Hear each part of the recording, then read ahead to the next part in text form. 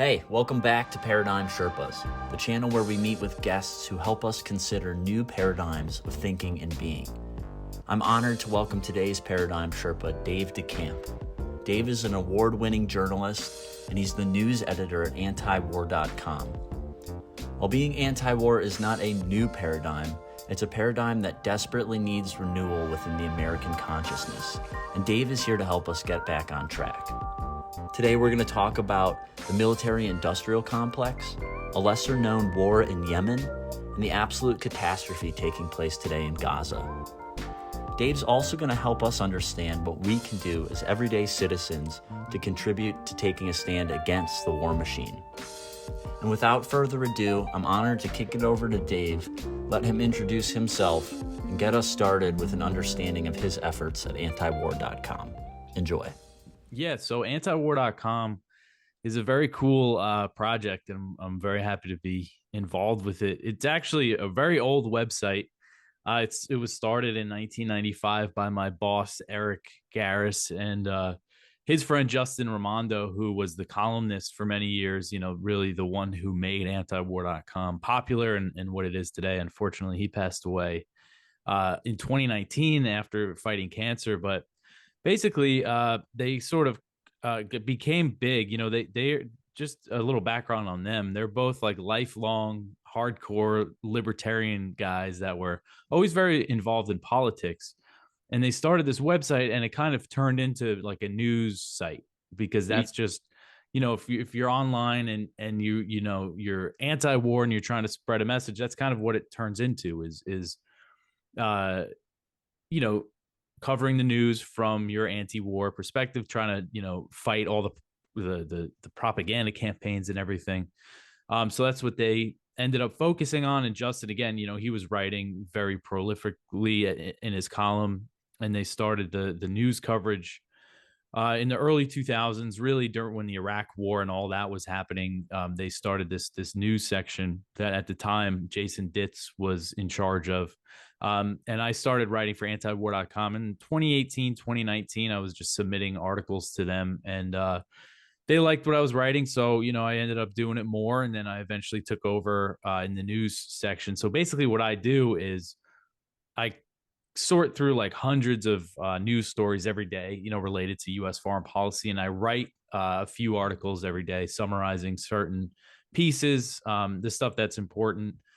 And the really, our focus is because we are Americans who are anti-war, and we are libertarians. Like the site's run by libertarians, but we're a single issue coalition. We have friends and columnists and contributors from all over the political spectrum. It's actually one of my favorite things about antiwar.com. Leftists, liberals, conservatives, whatever you want to call yourself. If you're against war and you're against the interventions of the day, then you're on our side. So that's what I really like about it. And so again, from our perspective, kind of the way that we look at things, the way that we cover things is, again, I'm writing from the heart of the empire.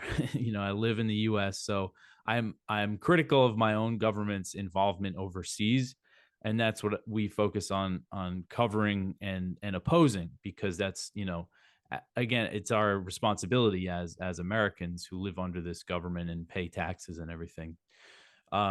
So that's why when it comes to Ukraine, our focus is on opposing U.S. involvement, especially because the U.S. government did so much to provoke that war and continue that war.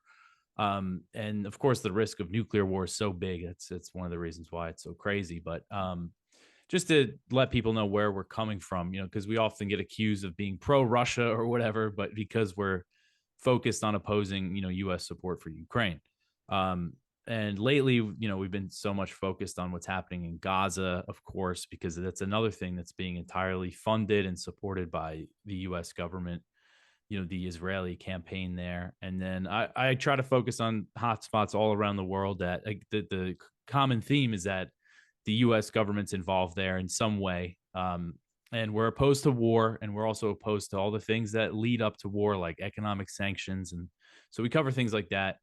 And it's become like I basically am just covering the news, but I also try to do some activism stuff We could talk about that a little bit, ideas that I have there that people could do to try to make a difference. And it's also kind of just trying to build a culture of people that are anti-war against having this global empire that doesn't benefit us in any way.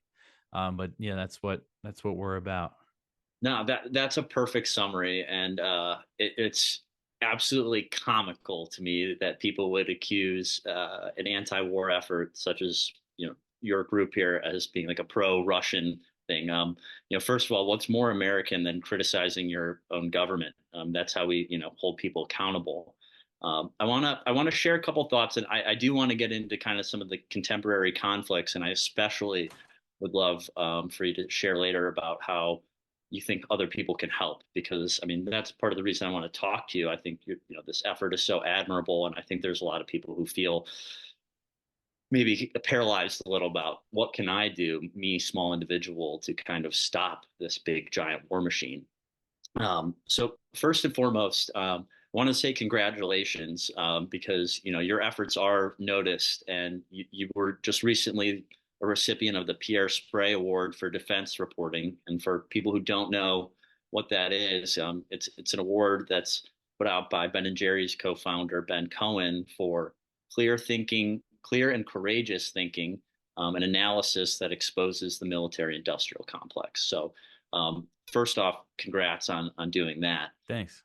And then second, back to this whole antiwar.com is pro-Russian or something like that. I want to point out two historical figures, and this is really why what you're doing is so important to me, or like my passion for anti-war efforts is, when I became hip to five-star general, Supreme Allied Commander Dwight D. Eisenhower, when he's leaving the Oval Office and he says, in the councils of government, we must guard against the acquisition of unwarranted influence, whether sought or unsought, by the military industrial complex. This is a guy who like eats, sleep, and breathe war his whole life. Then he went on to run the country and really helped start the military industrial complex. And his last comments as president is, we got to watch out for this frickin' thing.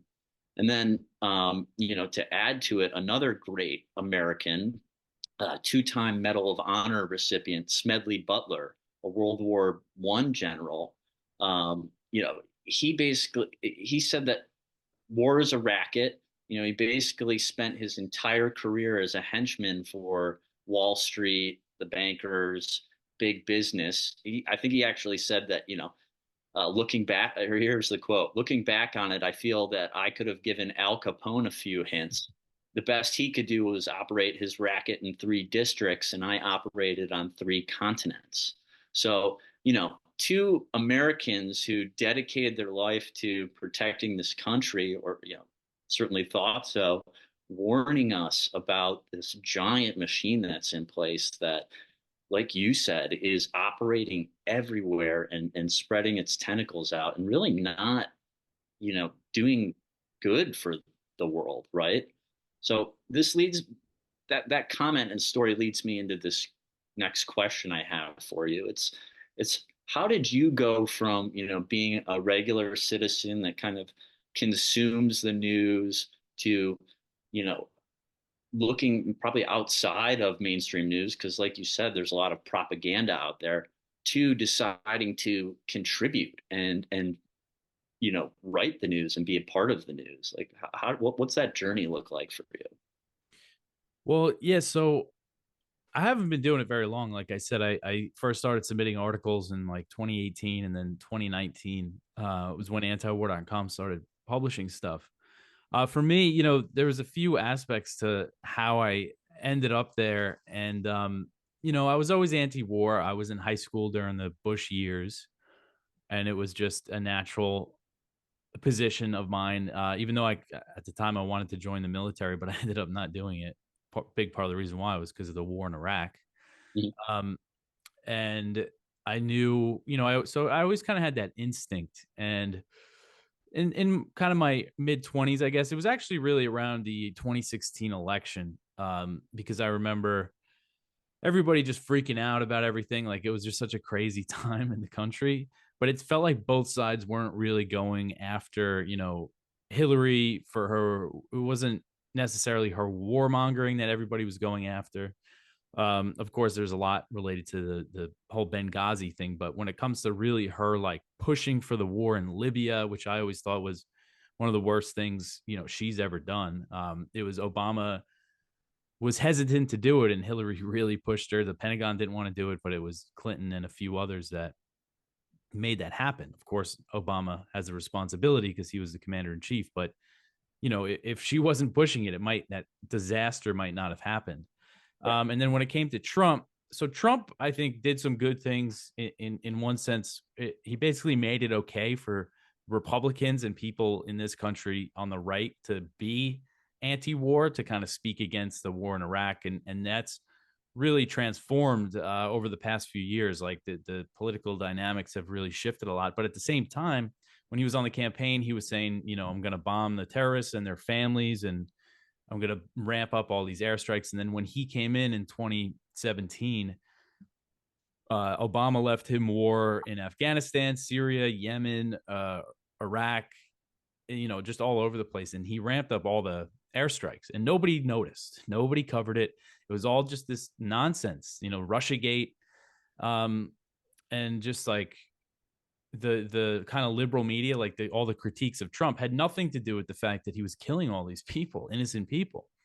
And the one thing that really made me like, all right, I got to start trying to do something here was in 2018, the Saudis bombed a school bus in Yemen and killed about 62 kids on, you know, they bombed a school bus with an American bomb and probably American intelligence. That's one of the wars that so few Americans are aware of, how much the U.S. supported the Saudis and the UAE against in this war in Yemen that started under Obama in 2015.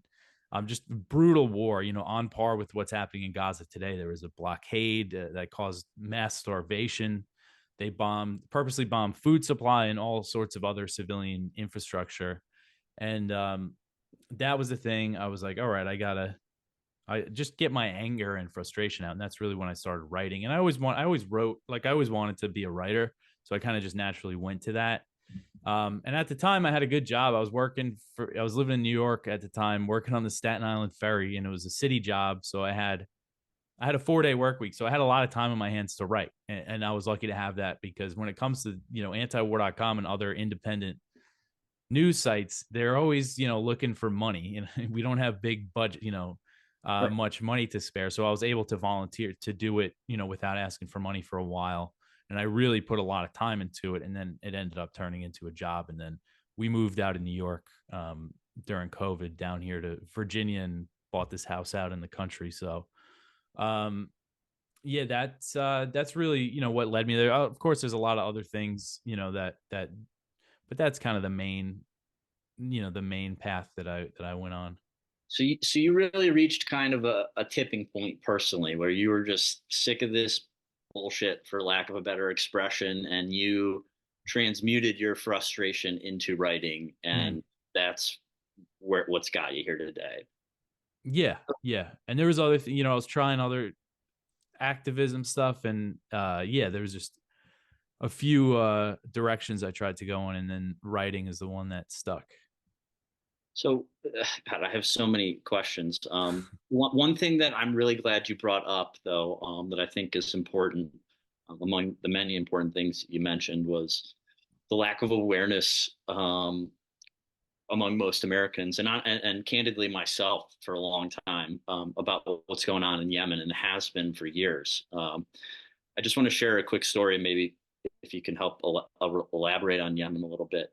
So last week I participated on I live in New Hampshire, and I moved here post-COVID, and I joined a webinar that was put on by this woman, the New Hampshire peace activists, and this woman, Kathy Kelly, who's gone and lived in Iraq, gone and lived in Afghanistan, as well as Gaza, and Yemen. She told a story about civilian infrastructure. There was a group, kind of an isolated group of farmers out in Yemen. They pretty poor, but they banded together and they got the money together to build a well that would serve all of their communities. And um, next thing you know, very shortly after this well has been created, and these people are literally farmers, they're not involved in like the politics of Yemen. They're country people growing crops. Shortly after they pull their money together, basically all they have, and build this well, an F-15 takes off from an air base in Saudi Arabia, and it drops a Arizona factory, Raytheon factory made laser guided bomb onto the well, onto these people's water system.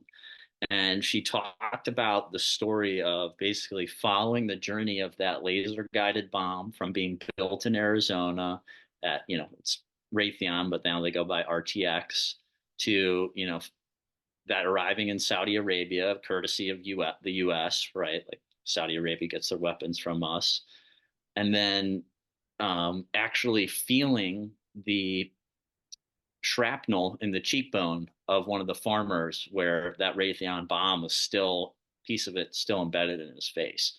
And it really blew my mind. And I think, I would hope that, more and more Americans are starting to take the goggles off, that like we are enabling this stuff in places that, sure, Gaza's in the headlines right now, or, Ukraine has been very popular. But like you said, like that's not the only stuff going on. It's going on everywhere. And we've been, blindly supporting, I guess, Saudi Arabia and their efforts in Yemen since 2016, 17, right? It's been going on for years now.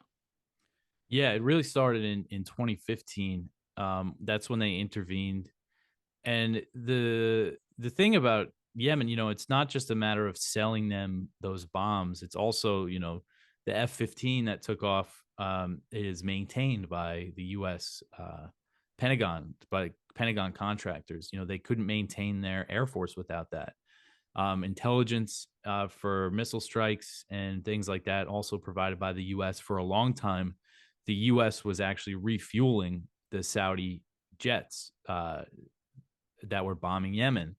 And they made a big show of ending that assistance. Obama did, because there was this criticism happening because it was such a brutal war. So they said, oh, we're ending the midair refueling. But it's because at that point they were trained how to do it themselves. So, they really just did that for show.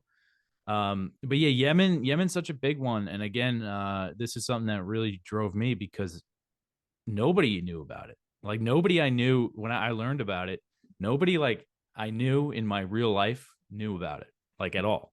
I mean, it's pretty incredible. And even like it doesn't get much attention, when it comes to this stuff. Like, I follow our analytics and stuff, the stuff that gets most attention. There's something about Yemen, people just don't want to look at it. And I think maybe because it's just so brutal. And so the background, just quick background on Yemen, is that the Saudis and the UAE and some other Gulf countries intervened in 2015 after the Houthis, who people might have been hearing about lately.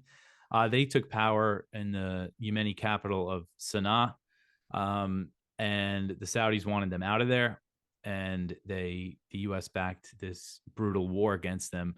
And so the Houthis, who their official name is Ansar Allah, and they are they're, if you read any sort of U.S. or Western media reports about them, they're constantly called, the Iranian-backed Houthi rebels, which is just, there's a lot wrong there.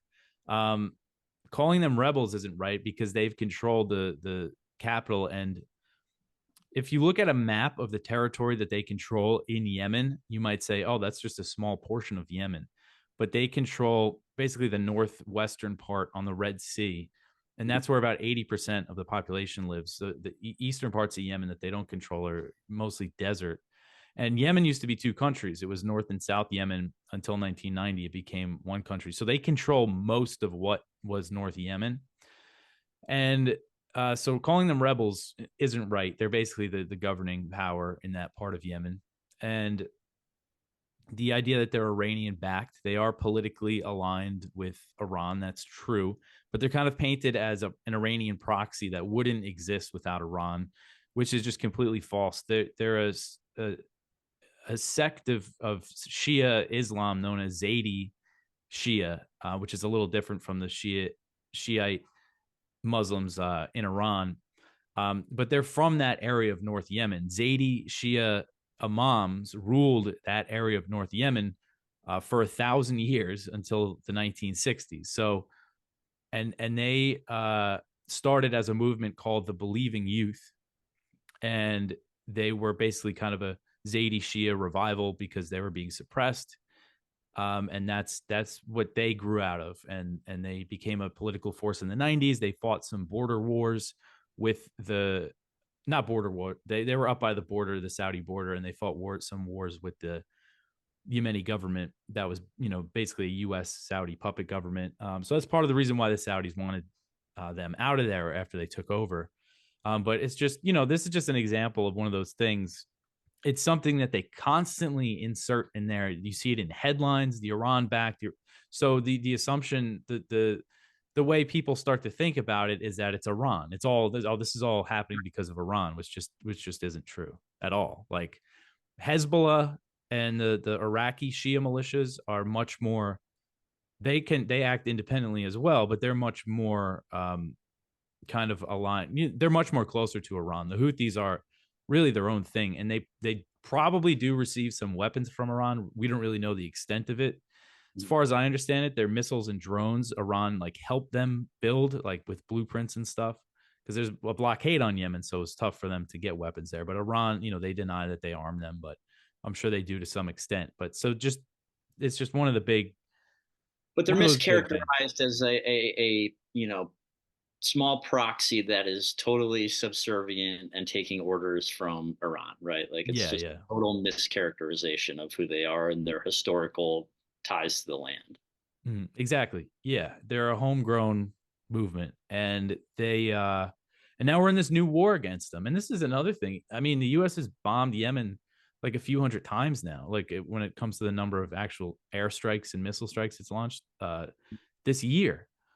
So it's just, and it's not doing anything. The Houthis, I mean, there's so much I could get into here. I don't know if you want to go too far into this situation, but really, let's keep going a little bit. And I would definitely want to talk about Gaza for sure, and Ukraine if we have time. But this is really interesting, and I don't think enough people know about this stuff. So, so to get into the current situation that's happening now, you have the Houthis. So October 7th happens. Hamas attacks southern Israel. Israel starts its campaign in Gaza. And it's very brutal and very clear that they're just indiscriminately bombing the place and killing tons of civilians, children. And so the Houthis start targeting Israeli-linked commercial shipping in the Red Sea. In some cases, they hit ships that apparently weren't connected to Israel, but for the most part, that's what they were hitting, and their position has been, we'll stop, once this Israel lifts its siege on Gaza and ends the bloodshed in Gaza. So that's their position. The U.S., of course, gets involved and starts intercepting missiles and drones and stuff. And so there's a guy named Nasser Arabi, who's a Yemeni journalist living in Sana'a, the capital, which is controlled by the Houthis, and he does.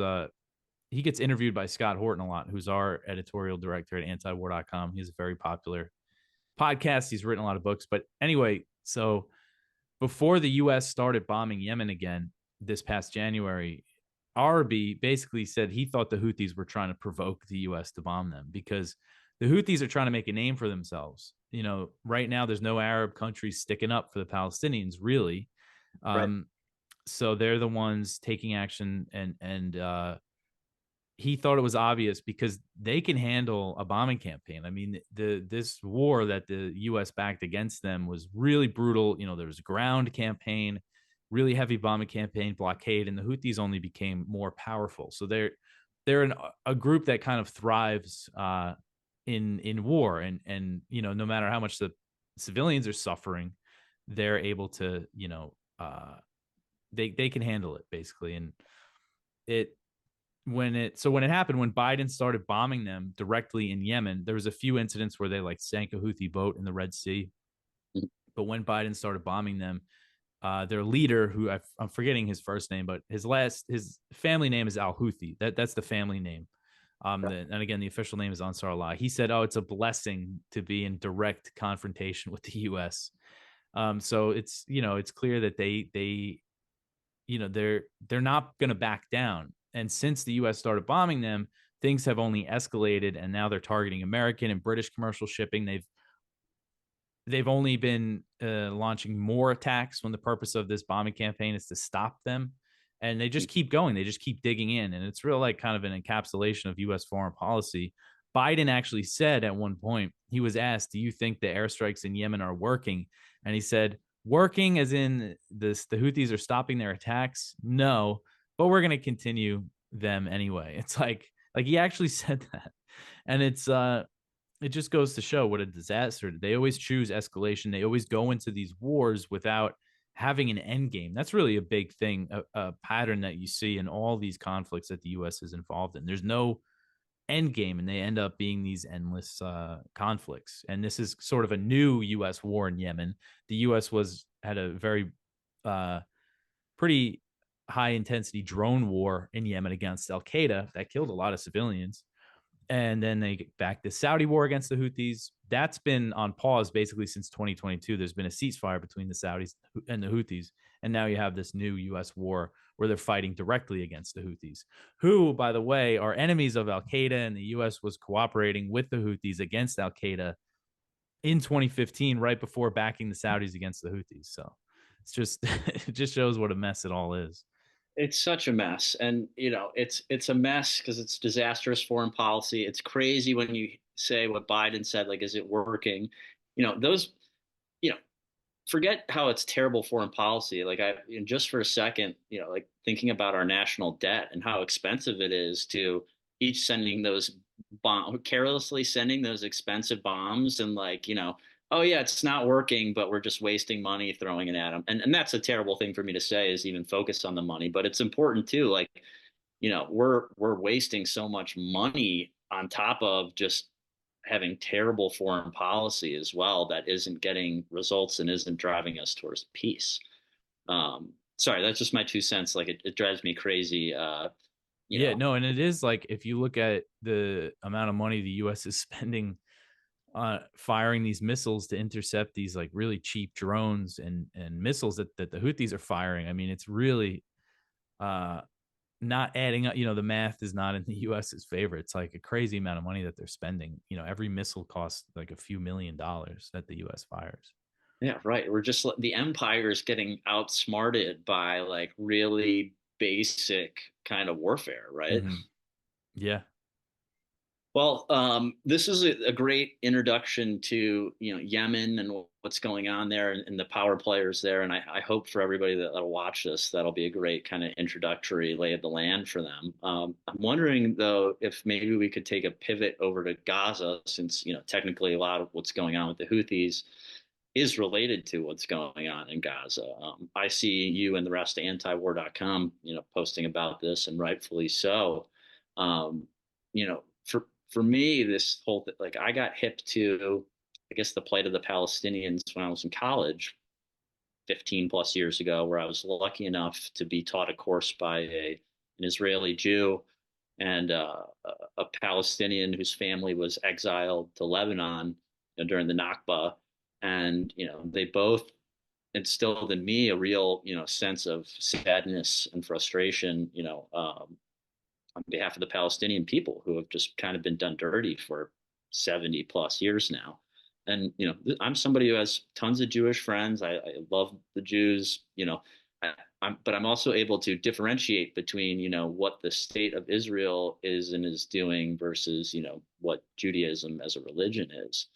So I'm just throwing that out there, for people who are going to watch this, because I know there's a sentiment to, just because you're criticizing Israel, people want to lob the cheap, it's anti-Semitic label at you, and I think that's ridiculous, and prevents solid criticism of a government doing things wrong. Much like what we talked about earlier, when people calling antiwar.com a pro-Russian thing just because you're criticizing the government, the American government. Like, I find it contradictory and absurd. But I would love if you could, now that I've finished my ramble there, if you could share some thoughts about what's going on in Gaza, the destruction, the devastation that the U.S. is ultimately enabling and responsible for, or at Mhm. least in my opinion. Yeah, well, first, I just want to mention going back to what kind of got me into this. So the thing that kind of, I guess, led me going down this rabbit hole was learning about Palestine and Israel and realizing I had no idea. I had like absolutely zero knowledge of the actual history. I mean, to a really pathetic level. And this was after I went to college. So I learned about it probably, I think I was like 23. I got out of college when I was 21. And I didn't go to like a typical college. I went to Maritime College in the Mhm. Bronx, which was like you go to get a license to work on a ship. We did take like some history classes, but nothing, compared to what other people take. Okay. But it was, I mean, just realizing how I just always thought like Israel was there. Like I didn't even know it was founded in the modern state was founded in 1948. So when I say things like, oh, nobody knows about this, no, it's because I personally used to not know anything about this stuff. And that was something that made me realize like the narrative that you're hearing, it just made me start questioning all this stuff and reading the history of all these conflicts. Yeah.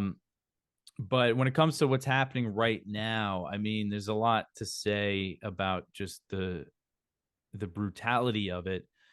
Uh, I guess just with the current situation, since October 7th, I mean, the destruction in Gaza is on par of the destruction of cities that were bombed by the U.S. and the Allies during World War II. We're talking about the Dresden in Germany and Japanese cities. Not even talking about the atomic bombs, the firebombing campaigns against Japan. That's the level of destruction here. And you hear a lot of people say, "Oh, if Israel wanted to, they could just flatten Gaza, acting like they're holding back in some way." But that's not really true. This is about as much damage as they could do, but short of Yeah. nuking the place. And, the fact, because they do have nukes.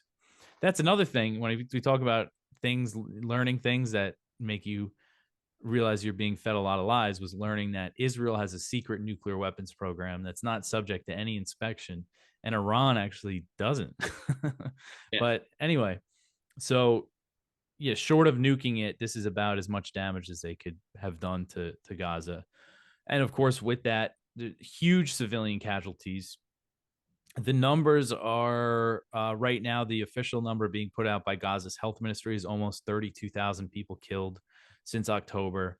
And they say that figure is about 60 to 70% women and children.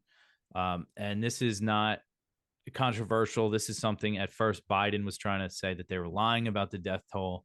But it's since come out, even high level U.S. officials have said that number from Gaza's health ministry is actually probably a low estimate.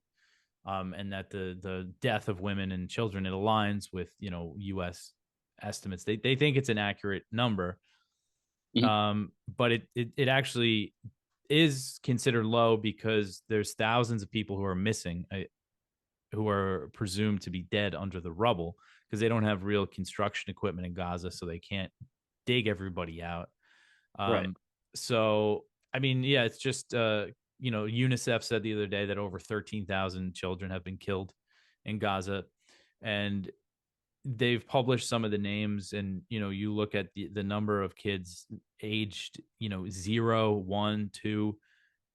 It's just so horrific. I mean, it's just a mass slaughter of kids. Yeah. And this is again being entirely supported by the U.S. with unconditional military aid, sending Israel all these bombs. Since October 7th, the U.S. has sent thousands and thousands of bombs to Israel. They're flying drones over Gaza to help with intelligence. They are giving Israel the political cover. They vetoed, resolutions at the UN Security Council for ceasefires.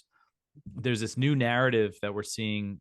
We've seen this for a little while now, that Biden is just so frustrated with Netanyahu and is so upset about everything that's happening, but there's nothing he could do. But there's so much he could do. Israel is completely reliant on this support from the U.S. and it's being provided unconditionally. And the U.S. says this openly, that there's no red lines for Israel. that they could do whatever they want. And so it's just, this is going to have, we talk about blowback and the consequences of U.S. foreign policy. I mean, what are the consequences going to be of supporting something this brutal, of all these dead children? There's so many reasons to end this, but I mean, you just think about that, like, I man. mean, besides the obvious humanitarian reason, right? We are the civilian deaths is ridiculous. But then, Mhm. in terms of national security, I think is kind of what you're alluding to. Like, how the hell is this making us safer? Like, if anything, this makes us as Americans less safe because we are giving people ample incentive to hate us for our Mhm. complicit for our contributions to this effort. And I have a question for you. Do you feel that the average American buys this whole, um, you know, condemnation of Netanyahu as like, oh, Biden's trying, or Chuck Schumer was on the Senate floor and he said he called for like Mhm. elections. Do you think that most people are buying into that narrative? Or do you think that people are starting to see through it as just that, as political theater that, is an attempt to propagandize us into thinking that, Biden's doing everything he can? Yeah. I think, like, it's tough to say overall, but I think it's going to work on some of the people that they want it to work on, which is Democratic voters. Yeah, Because Biden's in trouble, obviously, for a lot of reasons when it comes to the election that's coming up.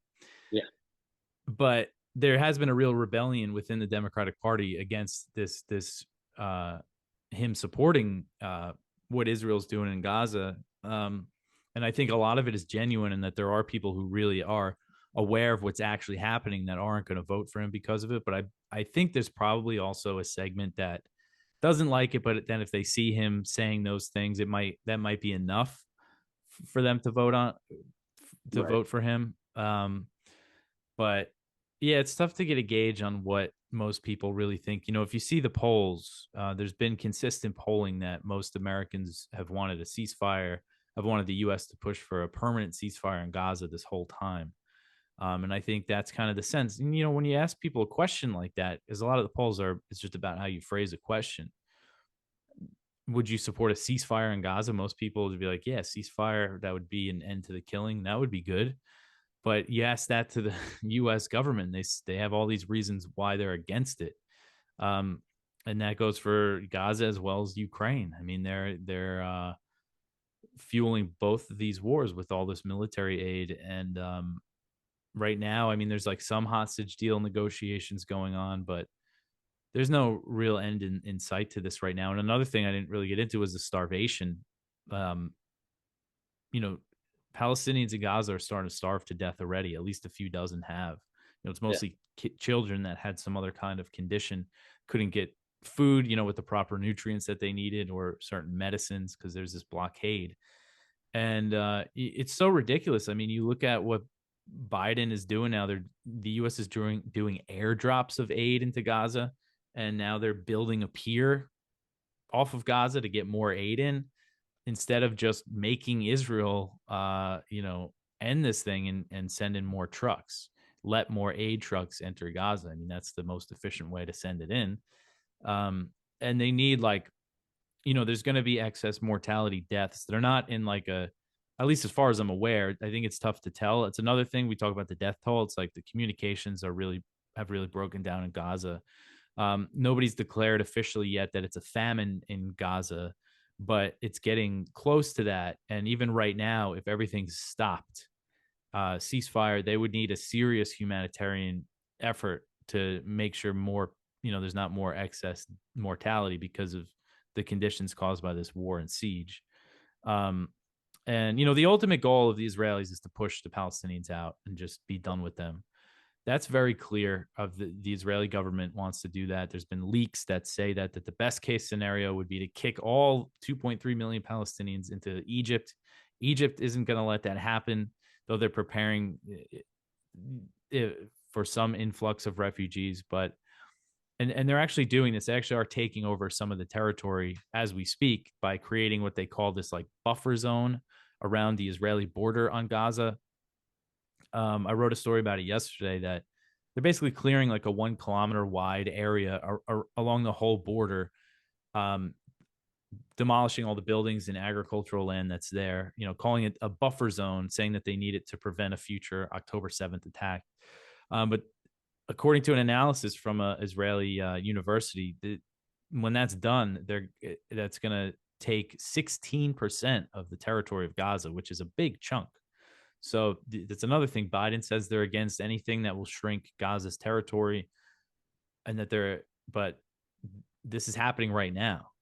They're already enacting out this plan to make this buffer zone. And then what's next after that? Are they going to make it a little bigger and a little bigger? I think that's the ultimate goal. Well, it's like the settlements in the West Bank, right? Like, they've been against violating international law for a long time, building these settlements, and we don't seem to do anything to stop that. So what's to believe that, this buffer zone that you're talking about isn't just the beginning of, completely eradicating everybody out of the area? Yeah. Yeah. And the West Bank settlements, that's another thing over in the West Bank, because people try to talk about the conflict as like a historical grievance that the Palestinians have, and if they could just get over it, everything would work out. But in the West Bank, it's still kind of a mini Nakba happening every day. You have Israeli settlers taking people's land and people's homes, and they're backed by the IDF, and this has really increased since October 7th. So it's just I try not to be too negative. I mean, it's hard not to be when you're talking about this, but when we talk about like a future, like some kind of solution, I mean, I can't really picture anything happening anytime soon. Yeah, it's like words fall short of describing what's going on there, and it really trips me out. Like, how do I even go on with my regular life while this stuff's going on that like my government's ultimately complicit in? And like, I reach out to my Congress people here in New Hampshire. They don't care at all. Like, not one of them has taken a vocal public stance about this at all. In fact, like most of them are more excited about the weapons sales for the state. New Hampshire has plenty of arms manufacturers, and like that seems to be their position here. And it's a little bit depressing, and I guess it's a good segue into like I do want to, if we have time, talk about Ukraine still, because that to me could lead to World War III, which I guess what's going on in Gaza could too. But you mentioned earlier you had some thoughts about how people can get involved, and how they could potentially be activists to try and stop this stuff. Like, can you share a little bit of your opinions on that? Yeah, so it's kind of been like my New Year's resolution was to try to get more involved in be more active in things, just actually doing things instead of just covering all this horrific news. I've had a few people tell me that they stopped listening to my podcast because it's just too depressing, and I don't really blame them. Yeah. So one thing that I've been really trying to push, and I need to get involved more, is the Defend the Guard Act. Have you ever heard of that? Through your site, yes, but okay. Prior, no. So I suspect a lot of people are watching this. This will be new for them, but yeah. Yeah. So it's a really cool piece of legislation. It's called the Defend the Guard Act. That's like what the general bill is called, and it's legislation at the state level. So if it becomes law in a state, let's say in if New Hampshire makes it law, it would prohibit the federal government from deploying the state's National Guard to a combat zone without a declaration of war from Congress. And Congress hasn't declared war formally since World War II. And so it might sound limited to people, but it would actually really hurt the federal government's ability to wage war, because they send the National Guard right now. The biggest hotspots in the Middle East and in Africa, Syria, Iraq, Somalia, the National Guard gets deployed there, which is, I mean, Syria is a very hostile area for U.S. troops to be, and there's not many of them, and they send the National Guard there.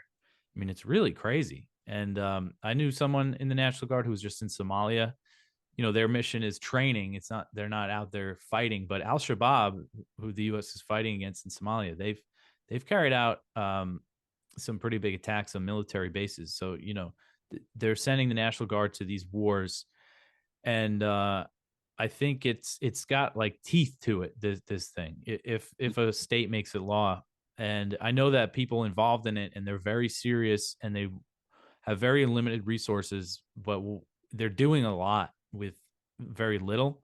And they have, unfortunately, they were excited about Idaho because it just passed the Idaho State Senate and it needed to get through a House committee, but that just failed on Monday. But they're still like, it's a pretty young project, and they've already passed it through a few state legislatures, including New Hampshire, I think the Senate. Um, so it's moving on. It's moving in New Hampshire, and you could go to defendtheguard.us and you'll see a map of the US, and you could click on your state to see the status of the legislation. It's been introduced in over 30 states, and they need people to volunteer for phone banking.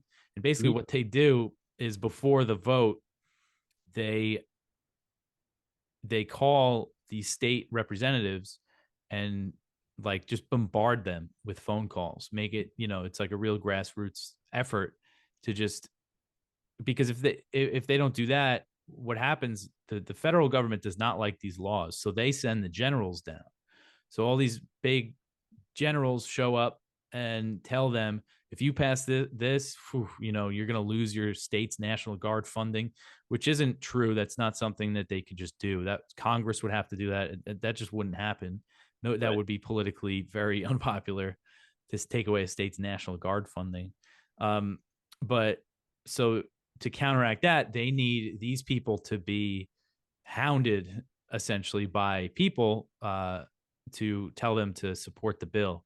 So that's like it's pretty intensive, you know. They call it's phone banking like pretty seriously, but I think it's a way that you could really make a difference. And again, you know, this is talking about, maybe it is kind of a limited thing, but I think it's something that again has teeth to it, and people can get involved in to really make a difference. I mean, I think it's only a matter of time before a state makes it law. And I think if one state does it, then more may follow. And so, yeah, I think it's a good thing. And what's cool about it is this is like a veteran. The organization that's behind it is a veteran organization, and the people that support it on the state level are Republicans mostly. And I think it's something I'm trying to get more people, you know, kind of on the left that can influence Democrats to get involved with this, because I think they could be convinced to support it because it makes a lot of sense. Yeah, well, it does make a lot of sense. I don't think the National Guard was ever intended to be in Syria, right? Like that seems, you know, just counter to even the name of the group, right? They're supposed to be Yeah. here doing things at home. But you know, I don't think I think it's great. Like even if, you know, it is a small thing, you know, it really does have teeth, right? Like they're being deployed, they're being sent over there, so you know it's going to take a bunch of small efforts here and there where the opportunity arises to kind of dismantle the war machine, or at least stand up against it, right? Like nothing stands out to me as glaringly as one big thing that we can all do that would, you know, take the wind out of the sails of what's going on. I do think it's going to take a lot of different Yeah. grassroots efforts. Yeah. And I think this is something, again, that has a lot of potential. And the other thing I would say, if you have if you're representative or senators or Democrats right now with the election coming up, just like annoy them once in a while about, you know, whether through a phone call or emails, telling them you're against supporting this slaughter of Palestinians in Gaza, telling, you know, because the Democrats are coming under a lot of internal pressure over this thing. So I think it just add, you know, why not just add on to that? Yeah, no, absolutely. And you know, this brings up, you know, something that's become I'm pretty passionate about these days. Like, I wanted to ask you, like, since you mentioned earlier libertarian, you know, do you feel like the paradigm of the two-party system is really a huge factor in all this, that, you know, creates a stalemate and doesn't, you know, allow our Congress to act in ways that are truly representative of us? I kind of feel like politics these days is like, forgive the metaphor, but if anybody out there ever watched like the WWF or WWE, where like, the fake wrestlers are enemies on TV, right? And they fight each other, but at the end of the day, they're kind of all they're working for Mhm. the same organization. For me, that's kind of how I feel that the Democrat Republican paradigm is. And libertarianism is certainly a path out of that, as well as, just being an independent. But I'm curious if you can weigh in on, how your view of the political party system and how much you think that contributes to where we are with the war machine in particular. Mhm. Yeah, well, there's what Justin, who was our founder, would always call had a word for both parties. Whoever was in charge in Congress, he would call it the war party, because they all supported the wars ultimately. You had some Democrats against George W. Bush's wars, but then they all supported Obama's wars. And then, you had some Republicans, and it seemed like it was a significant number against the intervention in Ukraine, but then they all turned around and now they're supporting, of course, they're supporting Israel and giving them more military aid. So especially when it comes to war, the issue of war, it is like, a uniparty. Um, Definitely. And you see that, I noticed this because I watched a lot of press conferences of senators, who are on these committees, and like you'll see these headlines of them like, going back and forth in some on some debate about some kind of not really that important of an issue. And then you see them holding a press conference about Ukraine, and they're like, oh yeah, we got, just agree, just 100% in line on that. So yeah, I mean, that is the way that the system's set up. And I think the way out of it, I'm a libertarian. I am technically a member of the Libertarian Party. I'm not really involved in it, but I think it's not necessarily a third party that's the way out. I think it's more decentralization and things like that. That's why another reason why I really like to Defend the Guard Act, because it's using the 10th Amendment for the state to take its power back over its National Guard. And it's kind of like a rebellion, a state's rebellion against the federal government when it comes to waging war. So I think more things like that, local stuff, is the way out of this whole centralized government in DC. We are imperial subjects of it, just as much as our lives are certainly a lot better than other people who are subjugated to it across the globe. But they're not listening. They're not our representatives, those people in Congress, when it comes to the empire and maintaining it. Right. Well, and that really hit home for me what you said about decentralization. I think just in general, we need to focus on decentralizing a lot of different things. Like I mean, antiwar.com is a decentralized journalistic effort, right? Like it's independent media. It's not part of like the big four companies that own the vast majority of media that people consume. I see, decentralization of money with Bitcoin. Mm-hmm. Like there's all different kinds of ways of kind of decentralizing in a sense that I think makes sense, to sort of re-empower the everyday citizen that I hope we can all consider and get more hip to. Um, well, hey man, I know we're coming up against the hour here, and I would love to cover Ukraine, but I think that subject was probably more than a 5 minute or so. I don't want to open that can of worms, but um, you know, I I want to be respectful of your time here, so maybe I could just ask one last question, Mm-hmm. and I try and ask. I don't always remember, but the people that come on the show, if there's one thing, one message that you could put out there to people that you'd want people to consider, just in general, what would be something that you'd want everybody to know?